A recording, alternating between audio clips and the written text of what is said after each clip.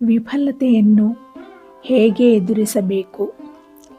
ಜೀವನದಲ್ಲಿ ಪ್ರತಿಯೊಬ್ಬರಿಗೂ ವಿಫಲತೆಗಳು ಅನಿವಾರ್ಯ. ಪರೀಕ್ಷೆಯಲ್ಲೇ ಆಗಿರಲಿ, ಕೆಲಸದಲ್ಲಿ ಆಗಿರಲಿ, ನಮ್ಮ ಕನಸಿನಲ್ಲಿ ಆಗಿರಲಿ, ವಿಫಲತೆ ಬಂದಾಗ ನಾವು ಬೇಸರಗೊಳ್ಳುವುದು ಸ್ವಾಭಾವಿಕ. ಆದರೆ ವಿಫಲತೆ ಅಂತ್ಯವಲ್ಲ, ಅದು ಹೊಸ ಆರಂಭದ ಸೂಚನೆ. ಶಾಂತವಾಗಿರಿ. ವಿಫಲವಾದ ಕೂಡಲೇ ನಿರ್ಧಾರ ಮಾಡಬೇಡಿ. ಮನಸ್ಸಿಗೆ ಸ್ವಲ್ಪ ಸಮಯ ಕೊಡಿ. ಪ್ರತಿ ಭಾವನೆಯನ್ನು ಅರ್ಥ ಮಾಡಿಕೊಳ್ಳಿ. ಆರೋಪ ಬೇಡ.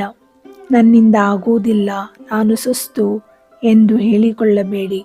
ವಿಫಲತೆ ವ್ಯಕ್ತಿಯನ್ನು ಅಲ್ಲ, ವಿಧಾನವನ್ನು ತೋರಿಸುತ್ತದೆ. ವಿಧಾನ ತಪ್ಪಿದ್ರೆ ಮಾರ್ಗವನ್ನು ಬದಲಾಯಿಸಿ, ಕನಸನ್ನು ಅಲ್ಲ, ಪಾಠ ಕಲಿಯಿರಿ.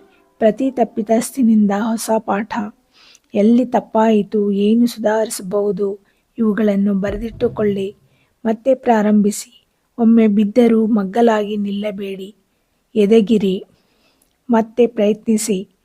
ಜೀವರಸ್ಸು ಪುನಃ ಹುಟ್ಟುವುದು ಪ್ರಯತ್ನದಲ್ಲೇ.